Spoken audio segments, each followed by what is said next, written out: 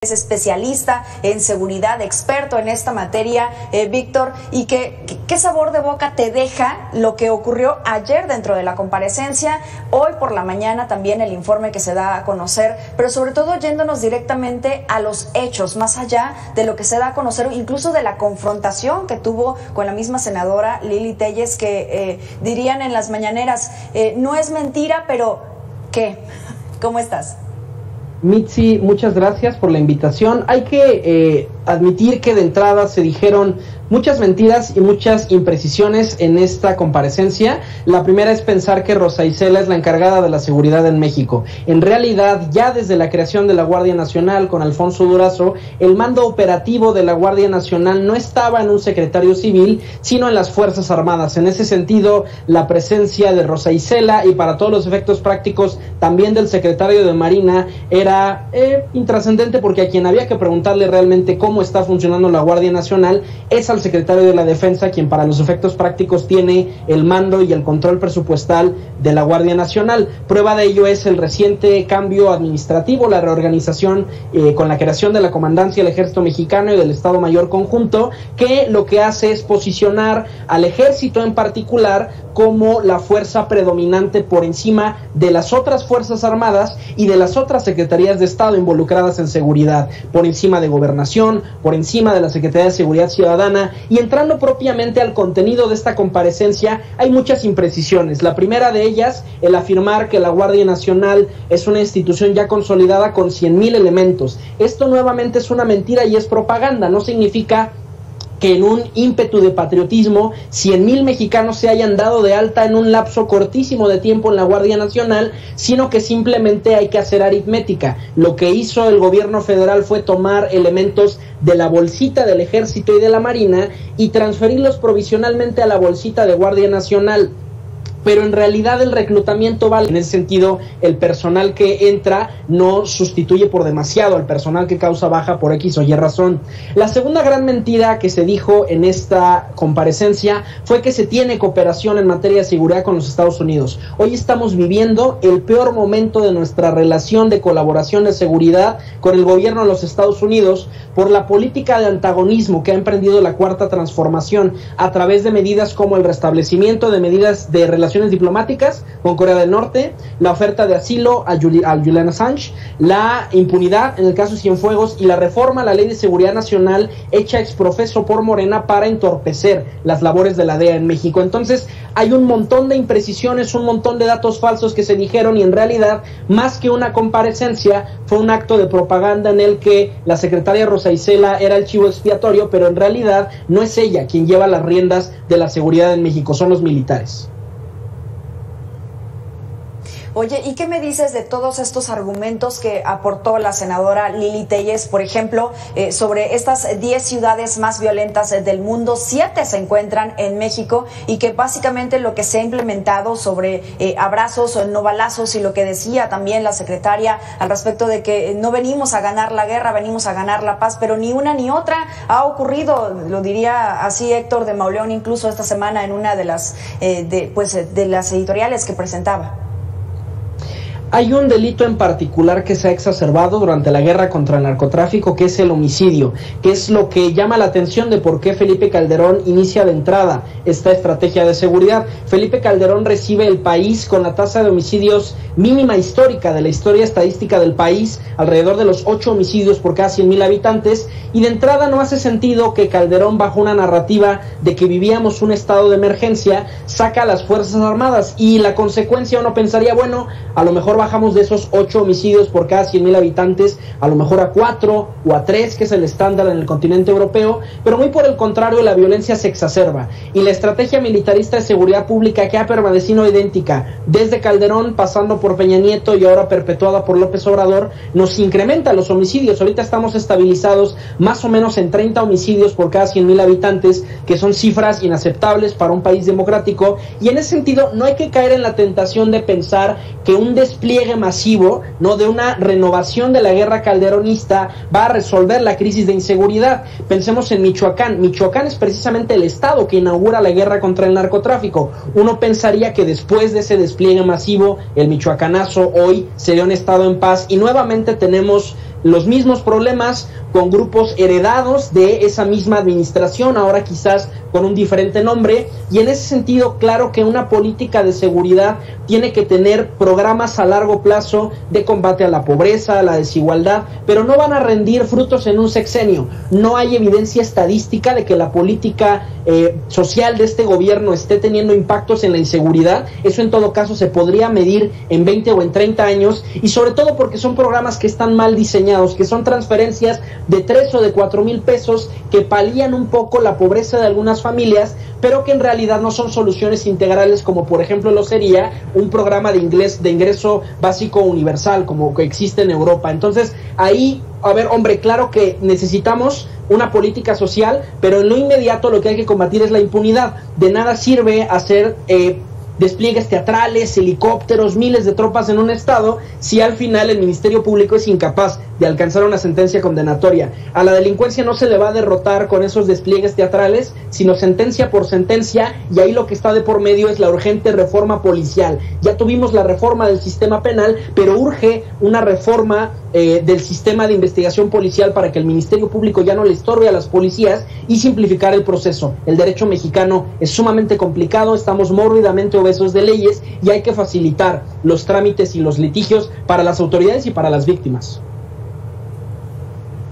Sí, algo que mencionábamos en un principio, Víctor, y que tú, cada vez que tenemos la oportunidad de poder platicar en los diferentes espacios de Mega Noticias, pues es precisamente esta situación, la inseguridad que vivimos en el país, la violencia que vivimos en el país, y no va acompañado también de combatir estos altos índices, estos altos porcentajes de impunidad, que es del 95%, es altísimo, pues simplemente no va a cambiar nada. Si seguimos haciendo exactamente lo mismo, no va a cambiar nada. Ahora, algo también de lo que se mencionaba ayer en la comparecencia sobre que el crimen organizado está ganando, y lo vemos en los hechos con esta bomba que lo vimos también en las imágenes allí en Salamanca.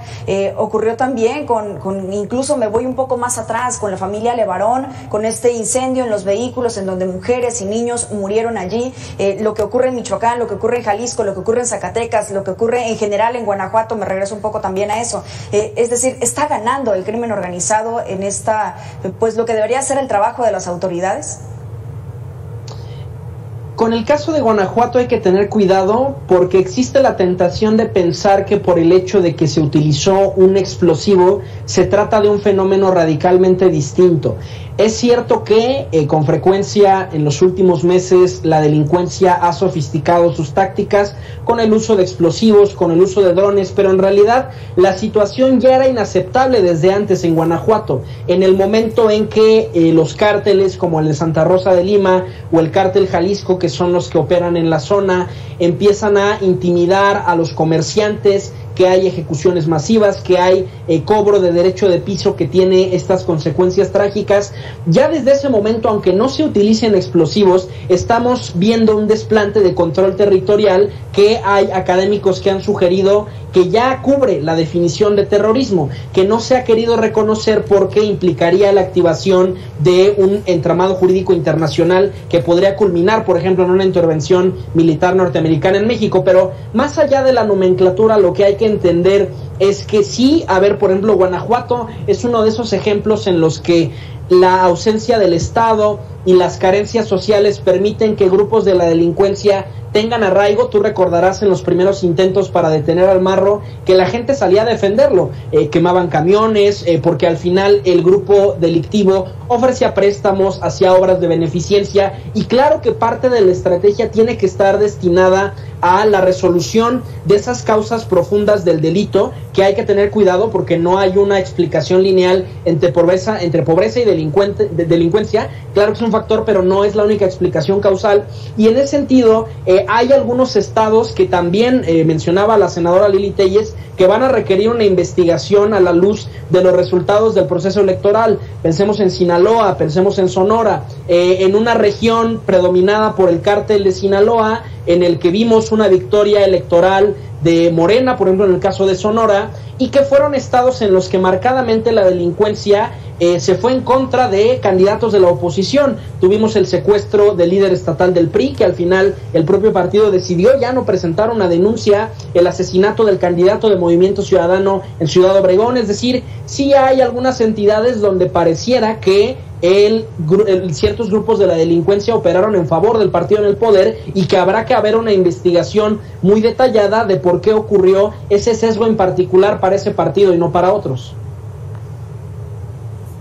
Por supuesto. Ahora, tú has hablado en muchas ocasiones sobre desestructurar la logística de los grupos criminales, pero ¿cómo? Es decir, ¿por dónde empezar, Víctor?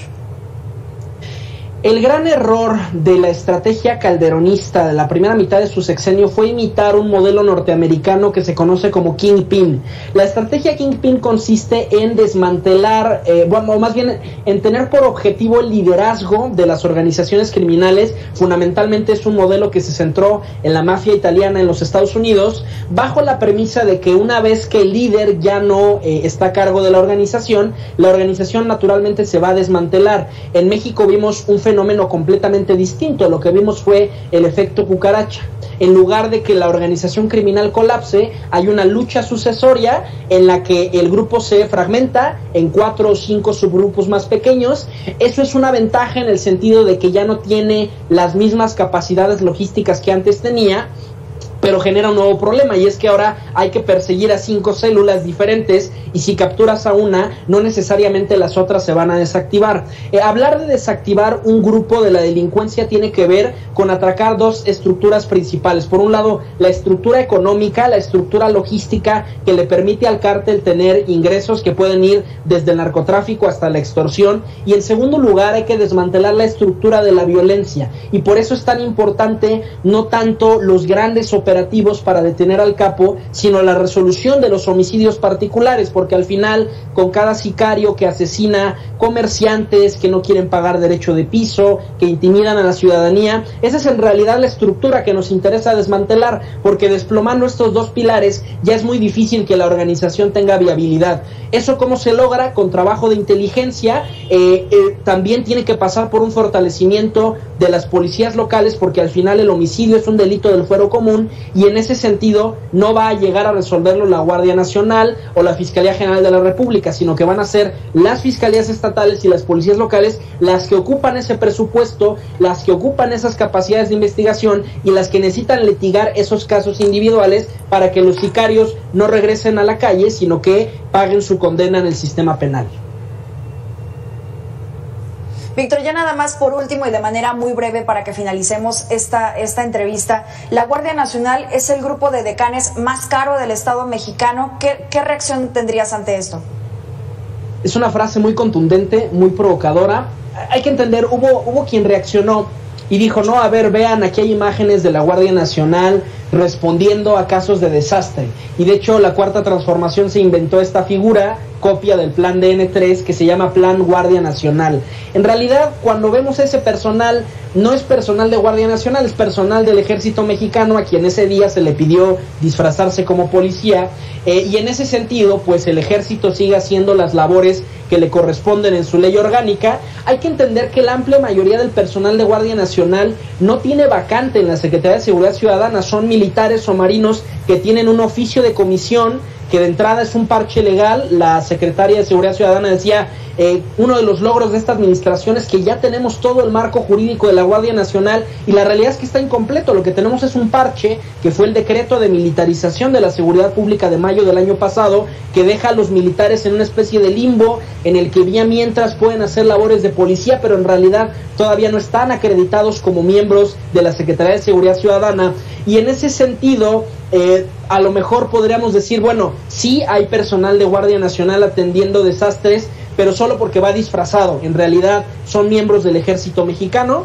Hay que evitar caer en la tentación de decir, traigamos el calderonismo de vuelta. El propio Felipe Calderón ha estado muy activo en redes sociales diciendo, hay que volver a sacar al Ejército y todo el poderío del Estado, cuando se le olvida que es esa política pública fracasada, la de la venganza, la de las ejecuciones extrajudiciales, la de las desapariciones, la que nos generó esta crisis de legitimidad del Estado, y la que nos generó esta crisis de violencia violencia por no planear y pensar que los cárteles mexicanos eran equivalentes a la mafia italiana, y en ese sentido hay que evitar que la respuesta sea la venganza. El Estado lo que tiene que hacer es justicia a través de los canales adecuados, muy deficientes, y que hará falta una reforma para que el Ministerio Público solo litigue y sean las policías quienes hagan el trabajo detectivesco. Hay que poner a dieta al sistema jurídico mexicano, está mórbidamente obeso de leyes, de procesos, y es inaccesible para las víctimas y para las propias autoridades el litigar un asunto, y en ese sentido hay que evitar caer en la tentación. En efecto, la Guardia Nacional no está sirviendo porque en general la política federal de seguridad no estaba sirviendo. Guardia Nacional, Policía Federal, Gendarmería, porque esas soluciones no sirven, porque son parchecitos. Lo que necesitamos es fortalecer a la policía local, que va a vivir ahí toda su vida. El Ejército, la Policía Federal o la Gendarmería llega 1 o 2 años y después se va para atender otro bomberazo. Hay que fortalecer a las autoridades que ahí se quedan y pasar por la política de la justicia, por los canales institucionales, en lugar de la política de la venganza, que en el fondo es el discurso del calderonismo.